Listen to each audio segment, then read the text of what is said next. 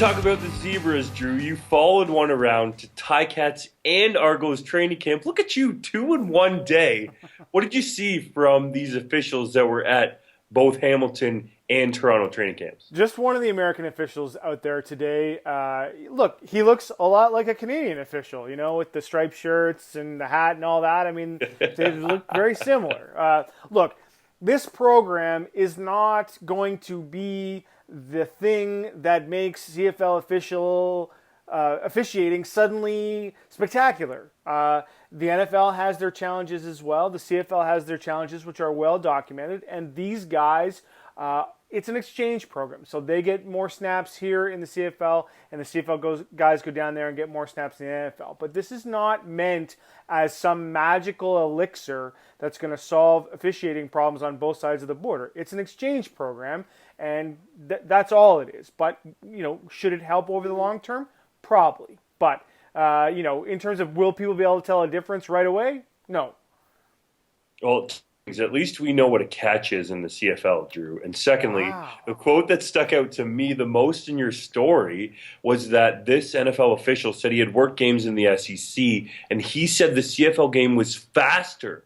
So fans should take note of that. I mean, our regular fans know that, but fans on the periphery, you got to take note. This game is legit, man. Yeah, and that's one of the reasons I asked him that, to be completely honest with you, Justin, because that is a complaint. You hear that all the time from people. Well, if CFL teams played against, Alabama, they'd get smoked. No, listen, there's a big difference between even elite level American college football and professionals playing in the CFL. And that's what Walker said today, a guy that's worked the SEC and the NFL and played in the CFL. Yes, the CFL game is professional football. It's faster than American college football, and it's not close.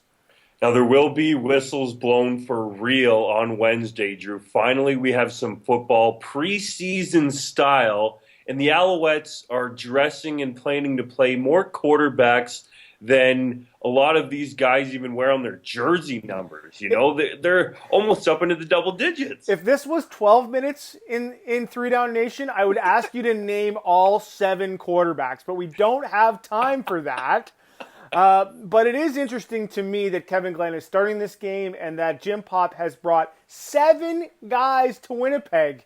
How much playing time can you get if you're one of 7 guys?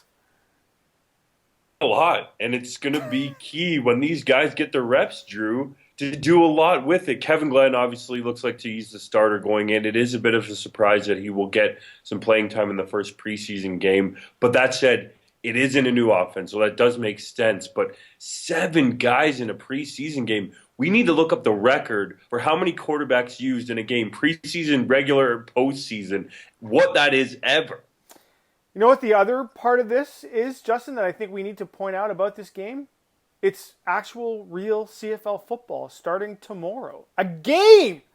Not the offseason, not the rumor mill, not free agency, not holdouts, an actual game.